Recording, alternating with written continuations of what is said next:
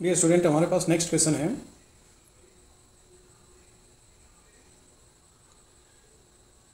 हमारे पास जो next question है वो 209 नंबर पे है। अब देखो ये क्वेश्चन क्या है हमारे पास कि ए और बी किसी काम को क्रमशः 10 और 12 दिन में कर सकते हैं। ठीक है, ए बी ने साथ मिलकर काम करना शुरू किया और 3 दिन बाद ए ने काम छोड़ दिया। ठीक है, यानी 3 दिन इकट्ठा किया इन्होंने काम को पूरा होने में कुल कितना समय लगा। तो इसमें देखो हमारे पास जो हम छोटी क्लासेस में करते हैं ना, उस वाले मेथड से तो इसमें बहुत ज़्यादा टाइम लग जाएगा। हमें शॉर्ट ट्रिक है, उससे ही करना है। अब देखो 10 है हमारे पास और 12 है, इसका एलसीएम लिखो, है ना। एलसीएम हम सीधा क्या करते हैं, देखो 12 की टेबल है ना, वो काउंट करते जाओ और इससे कटे ना वहाँ रुक जाना। 12 दूनी 24, 12 तिया 36, 12 चौक 48, 12 पंच 60। एलसीएम कितना आ गया हमारे पास? 60 आ गया। ठीक है, यानी ये इससे भाग देंगे तो 6 आएगा हमारे पास, इसको इससे भाग देंगे तो 5 आएगा। ठीक है, अब इसमें देखो सपोज ऐसे करना हमें कि 60 टोटल काम है और ये 6 काम करता है हमारे पास और ये 5 काम करता है। ठीक है, बी है वो 5, ये कितने काम करता है? 6 और ये 5 काम करता है। ठीक है, तो अब देखो ये 3 दिन तक काम किया इन्होंने। एक दिन का काम क्या है? 6 और 5 11, 3 दिन का कितना हो गया? 33। ठीक है, बच कितना गया हमारे पास टोटल काम? 60 में से 33 हमने माइनस कर दिया तो कितना बच गया? 27। ठीक है, अब ये काम किसने किया? ये काम बी ने किया। ए ने तो छोड़ दिया, बी ने किया। बी कहाँ पे? अब हमारे पास ये वाला बी है, यानी ये एक दिन में कितना काम करता है? 5 करता है। ठीक है, यानी 27 को 5 से भाग देंगे तो कितने दिन और आ जाएंगे? 5 5 25, 2 और 5। ठीक है, यानी ये इतने दिन और लगाएगा। सीधा सा ये है, 3 दिन तो इकट्ठा काम किया और ये इतना दिन और लगाएगा। 5 और 3 8 हो गया हमारे पास। 8 वोल 2/5 ये आ गया हमारे पास। ठीक है ना, इसका आंसर क्या आ गया हमारे पास? ये वाला आ गया। इसका एक और है हमारे पास ट्रिक, वैसे वो और थोड़ा शॉर्टकट है हमारे पास। वो कैसे करेंगे? जैसे इसको ऐसे कर लो कि बी ने, है ना, हमारे पास बी ने कितना काम किया। देखो ये इसका एक दिन का काम कितना था? 6 और इसका 5। ठीक है,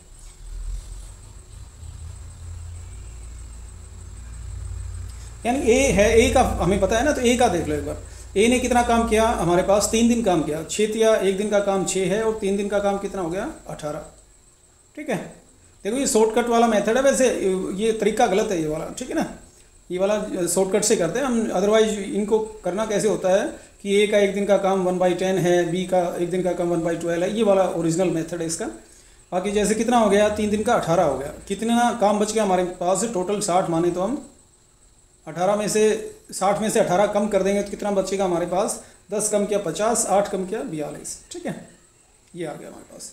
और देखो अब किससे करवाना है और सारा काम कौन करेगा हमारे पास? ये करेगा बी। ठीक है, तो बी को 5 से भाग देंगे तो कितना आएगा हमारे पास? 8 पंच 40, 5 8 40, 2 बच गया अपॉन 5। या फिर हम ऐसे भी कर सकते हैं। ये 2 मेथड है हमारे पास इस क्वेश्चन को करने के। ठीक है, या फिर हमारे पास जो मेन मेथड है वो एक बार थोड़ा सा आइडिया दे देता हूँ। इसको कैसे करते हैं? एक दिन का काम 1/10 और बी का एक दिन का 1/12। इनका एलसीएम लेके हमें दोनों का एक दिन का काम निकालना है, कुछ भी आए मान लो एक दिन का काम। फिर 3 दिन साथ किया। ठीक है, 3 से गुणा कर देंगे। फिर हमें शेष काम निकालना है। ठीक है, कि काम कितना बचा, वो फ्रैक्शन में आते जाएंगे। शेष काम जो भी बचा है ना, उसको किससे भाग देना है? बी से भाग देना है। ठीक है, वो हमारा टोटल दिन है वो आ जाएंगे। चाहे ऐसे कर लेना, बाकी ये वाला मेथड है बिल्कुल इजी है। ठीक है,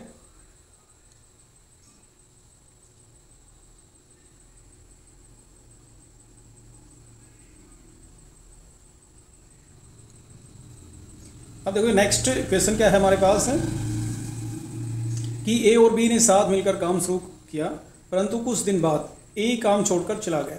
ठीक है, यानी ए ने कितने दिन काम किया, इतनी सी बात है। ठीक है, पूरा काम 9 दिन में ख़त्म हुआ, 9 दिन लग गए। ठीक है, ए ने कितने दिन बाद काम छोड़ा? अगर ए और बी काम को क्रमशः 10 और 15 दिन में करते हैं तो वो सेम मेथड है। इसमें करना क्या है हमें, ये थोड़ा एक बार मैं बताता हूँ आपको।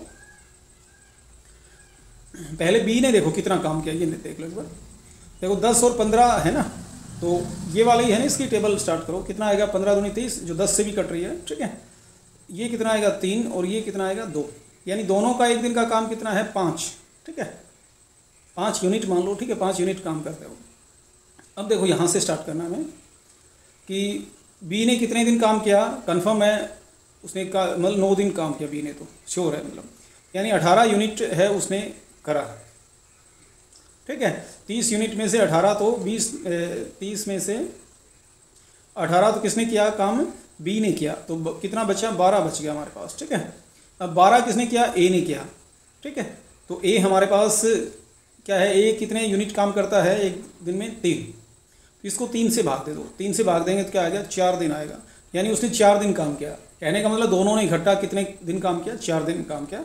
फिर बाकी जो 5 दिन बचे वो बी अकेले ने काम किया, ठीक है। हमें ऐसे करना है।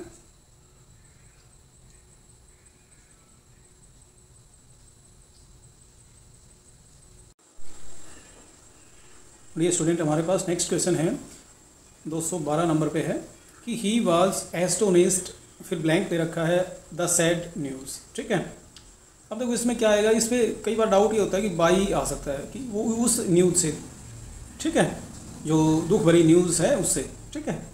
एट इनका तो वैसे लग ही नहीं रहा, विद से का भी नहीं लग रहा, ठीक है। अब देखो यहाँ हमारे पास बिल्कुल जो आंसर है ना इसका बिल्कुल सही आंसर है वो एट है, एस्टोनिस है ना उसके बाद एट आता है, ठीक है। तो इसका आंसर क्या हो जाएगा, एट आ जाएगा। बाई नहीं आएगा, ये ध्यान रख लेना, इसने ऑप्शन में नहीं दे रखा है यहाँ पे। बाकी बाई फिर भी ये तो वैसे भी नहीं लग रहे हैं जैसे भाई ये आए मतलब यहाँ, ठीक है। तो इसमें हमारे पास क्या आएगा, एट आ जाएगा।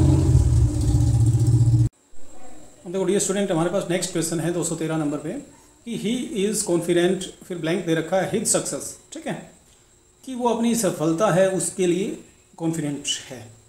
तो देखो हिंदी के हिसाब से देखिए तो हम क्या आएगा, ऐसे लग रहा है कि 4 आएगा, फॉर इज सक्सेस, अपनी सफलता के लिए। अबाउट तो वैसे भी नहीं लग रहा, टुवार्ड्स थोड़ा बहुत लग रहा है कि 50% है, पर ये आएगा नहीं वैसे, ठीक है। इसका बिल्कुल राइट आंसर क्या है हमारे पास, ऑफ है। He is confident of, confident के बाद ऑफ आता है, ये ध्यान रख लेना बस, ठीक है। ही इज़ कॉन्फिडेंट है तो ठीक है ख़त्म हो गया, और बाद में कुछ दे रखा है तो ऑफ आएगा कि ही इज़ कॉन्फिडेंट ऑफ। देखो नेक्स्ट क्वेश्चन है हमारे पास, ये भी एस्टेट में आया हुआ क्वेश्चन है, ठीक है। ये हमारे पास एस्टेट का आया हुआ क्वेश्चन है कि गरीबों को वस्त्र दो, वाक्य में कारक है, कौन सा कारक है, करण है, अपादान है, संप्रदान है, कर्म है। तो इसमें ये सारी चीज़ें हम याद कर सकते हैं, जैसे कर्ता ने कर्म को करण से, कर्ता ने कर्म को कर्ण से, संप्रदान के लिए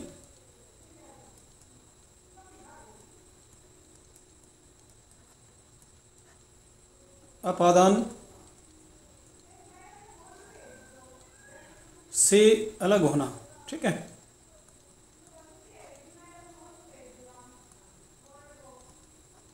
तो इसमें देखो कर्ता ने तो है ही नहीं, इसमें को है, ठीक है। कर्ता ने कर्म को, यानी कर्म को, गरीब को, कर्म मतलब कोई है उसको मतलब, ठीक है। तो ये आएगा हमारे पास कर्म कारक आएगा। संप्रदान किस में होता है हमारे पास, के लिए आ जाए, ठीक है। अब राम ने रावण को उसके लिए मारा, ठीक है, उसके लिए मतलब इस तरह का कोई सेंटेंस आ जाए तब आएगा हमारे पास कर्ण से, यानी तीर से मारा, ठीक है। तो इस ऐसा कोई सेंटेंस हो ना, किसी की सहायता से मारा हो, तो कर्ण आएगा हमारे पास। अपादान मतलब अलग होना, कि पेड़ से पत्ता गिर गया, पर्वत से नदी निकलती है, तो इस तरह के सेंटेंस में जैसे अलग होने का भाव हो ना, तब हमारे पास क्या आता है, अपादान होता है, ठीक है। तो ये है हमारे पास, इसमें आंसर क्या आ जाएगा, कर्म को, ठीक है, कर्म कारक है वो। हम देखो नेक्स्ट क्वेश्चन हमारे पास है कि ब्लू जे पर्यटन स्थल कहाँ पर स्थित है, ठीक है। तो हमारे पास ऑप्शन क्या है, पानीपत, रेवाड़ी, भिवानी, जिंद। तो इसका आंसर क्या आएगा हमारे पास, पानीपत आएगा, ये याद रख लेना, ठीक है। एक हमारे पास चकोर पर्यटन स्थल,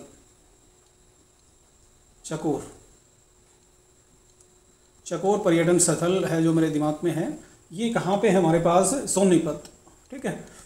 ये आपको याद करना है, ब्लू जे कहाँ पे है, पानीपत, और चकोर पर्यटन स्थल है वो कहाँ पे है, सोनीपत। कोयल है वो कहाँ पे है, कोयल याद रखना है आपको, कोयल पर्यटन स्थल है हमारे पास कहाँ पे स्थित है, कैथल, ये तो कैसे ही हो जाएगा हमारे पास, याद कर लेना, कैथल। ठीक है, कोयल पर्यटन स्थल कहाँ पे स्थित है? कैथल। पपीहा पर्यटन स्थल कहाँ पे स्थित है? पपीहा पर्यटन स्थल। ठीक है, ये हमारे पास कहाँ पे स्थित है? फतेहाबाद। ठीक है, ब्लू जे कहाँ पे है? पानीपत, चकोर, सोनीपत, कोयल, कैथल, पपीहा, फतेहाबाद। ठीक है, तिलियार लेक कहाँ पे है?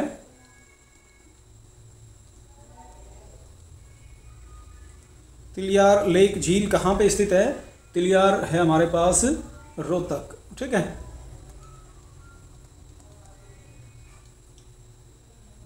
मैना पर्यटन स्थल कहाँ पे स्थित है? मैना, मैना है वो भी याद रख लेना, मैना है वो भी रोहतक में है। ठीक है, मैना कहाँ पे स्थित है? मैना पर्यटक स्थल है, वो भी रोहतक में है। नोरंग पर्यटन स्थल, नेक्स्ट क्या है हमारे पास? नोरंग पर्यटन स्थल। ठीक है, ये हमारे पास कहाँ पे स्थित है? नोरंग है महम। ठीक है